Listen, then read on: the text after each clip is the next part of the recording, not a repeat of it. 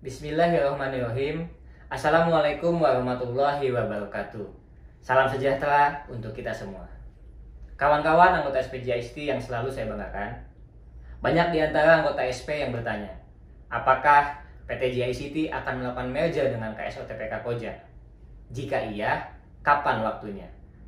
Bagaimana hak pekerja dan bagaimana PKB JICT melindungi kepentingan pekerja ketika terjadi merger? Apakah ada hubungan antara tawaran pensiun normal dipercepat, rencana merger, dan perpanjangan kontrak PT JICT dan KSOTPK Koja? Topik yang menarik untuk kita bahas secara objektif, supaya kita tidak hilang nalar dan rasionalitas.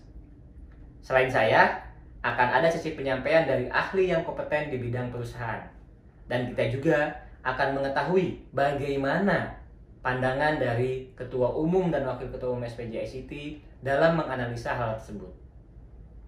Saya akan menyampaikan hal dasar terkait dengan proses dan aturan yang berlaku di Indonesia.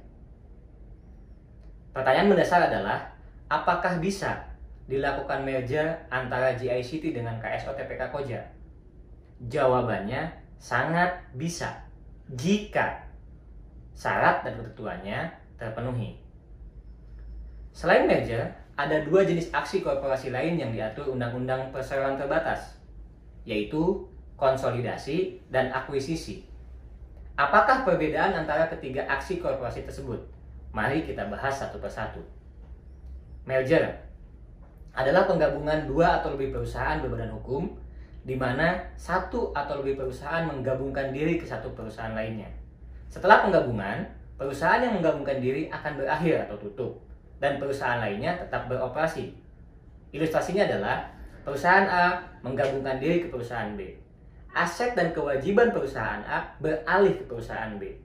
Perusahaan A akan berakhir secara hukum, sedangkan perusahaan B tetap beroperasi. Di Indonesia, banyak contohnya. Salah satunya ketika Bank Universal dan 3 bank lainnya menggabungkan diri ke dalam Bank Bali.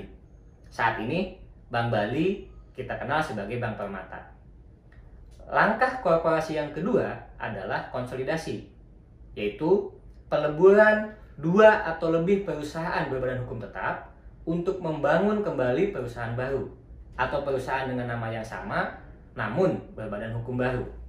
Ilustrasinya adalah perusahaan A dan perusahaan B melebur membentuk perusahaan baru, yaitu perusahaan C. Secara otomatis status perusahaan A dan perusahaan B berakhir atau dianggap bubar. Contohnya adalah ketika beberapa bank meleburkan diri menjadi satu, yaitu menjadi Bank Mandiri. Langkah korporasi yang ketiga adalah akuisisi atau pengambil alihan, yaitu perbuatan hukum yang dilakukan suatu badan hukum ataupun orang perseorangan untuk mengambil alih saham mayoritas atau aset suatu perusahaan sehingga mengakibatkan beralihnya pengendalian perusahaan tersebut.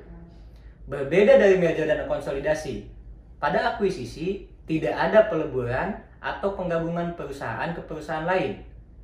Yang ada adalah perubahan kendali perusahaan setelah dilakukan akuisisi.